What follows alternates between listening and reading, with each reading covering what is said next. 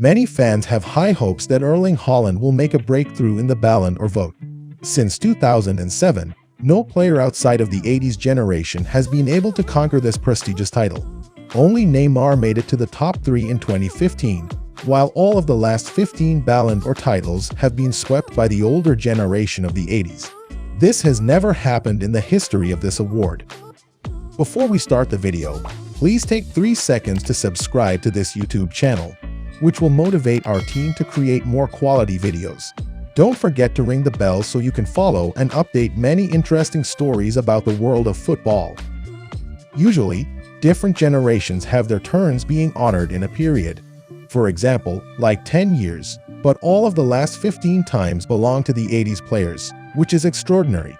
The main reason, of course, is Lionel Messi, and he is likely to continue making this award belong to the 80s team for the 16th time, in which he alone will account for half of the titles. As mentioned, recently, a large number of fans have joined the Holland supporters club for the Ballon d'Or. They cite that the Norwegian striker scored up to 50 goals in Manchester City's spectacular Premier League, Champions League, and FA Cup campaign last season. For a player who just arrived at a new club, it must be admitted that Haaland is outstanding, and Haaland's supporters also have their reasons when proving he deserves to be named on October 31 at Châtelet Theatre. Firstly, Haaland has overcome all prejudices about himself. A player from a small tournament. At RB Salzburg, Haaland scored 17 goals after 16 matches in Austria. Coming to Dortmund, he scored 62 goals after 62 matches in the Bundesliga. Most people think that the level of these two tournaments is too low, not because Haaland is good. But very quickly, all of England was amazed by Man City's rookie monster. Until October last year, Haaland became the fastest player to score 3 hat-tricks in the Premier League with 8 matches. The previous record belonged to Michael Owen with 48 matches. By February this year, Haaland had scored 27 goals in England's top tournament, breaking Sergio Aguero's record, the greatest legend in Man City history. Next, Alan Shearer and Andy Cole's record of scoring 34 goals in a Premier League season was also surpassed by Haaland.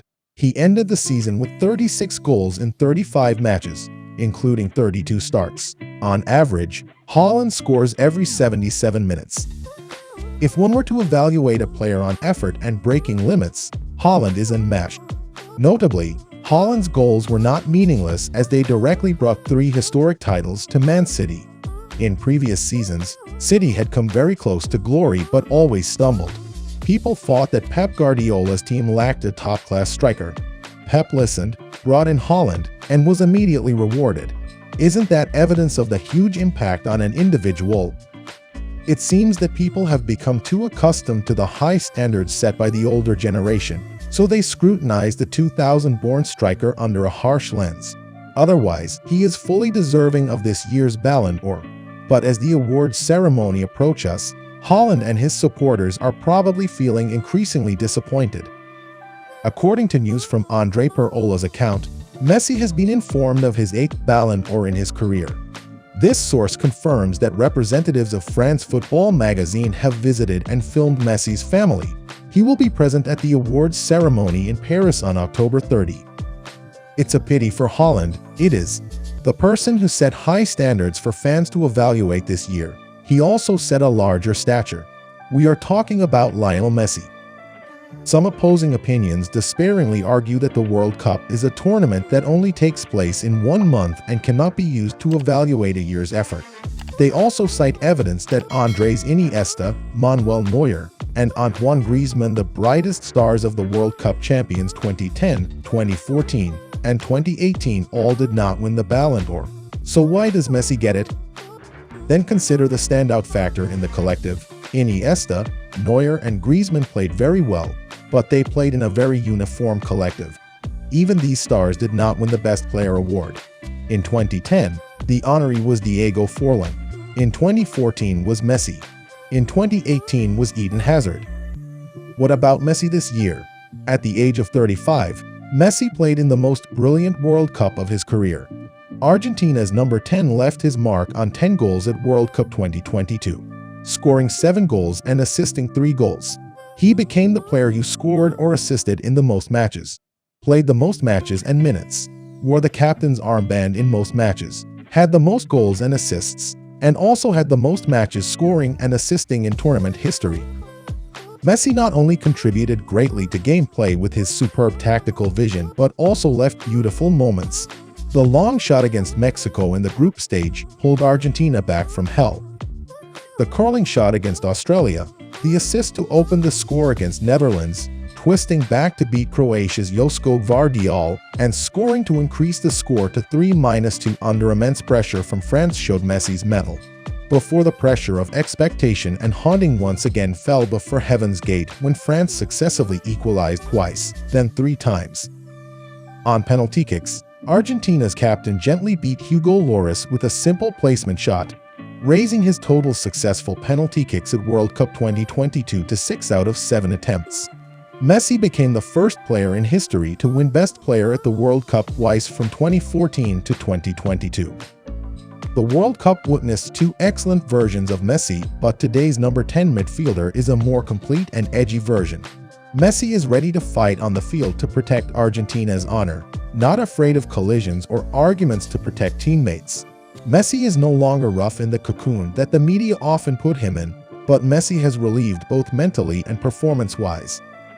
Like a fine wine that gets better with age, Messi has reached his peak at an age when many players are on the other side of the slope. Among the leaders leading the World Cup champion collective in history, Messi is the oldest and also the best player. He was voted the best player in 5 matches and played extremely well from the knockout stage. Frankly, you could dig through history and never find a team carrying performance as great as what Messi did at Qatar 2022. Criticize Messi for having many penalties. So whoever said, if penalties were easy, then Argentina would not have lost to Chile at Copa América 2016. The match needed penalties. Messi's impact on the match was too great. Unless you hate him to the point of confusion, you have to admit that Argentina would not have won without Messi. And one detail you need to remember. In 2006, Fabio Cannavaro only needed to receive the World Cup title with superb performances to get the Ballon d'Or, while Ronaldinho and Eto'o shone brilliantly helping Barcelona win the La Liga double and Champions League. They were not so. So what is there to argue about an award that is just waiting for the day to be given to Messi? If Messi does not receive the award this year, it would indeed be the most blatant scandal in football history.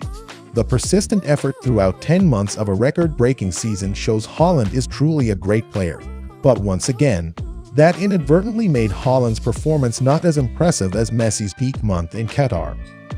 Messi is likely to win his 8th Ballon d'Or, a recognition and tribute to a glorious era that has ended. Holland is the future of football, and sooner or later, this prestigious individual title will belong to him. Do you think Messi deserves this year's Ballon d'Or? Please leave your opinion in the comments section. Once again, this is TD Sports Channel. If you find this video interesting, please support us by liking the video and subscribing to the channel to update the latest and most interesting sports news of the day. See you all in upcoming videos.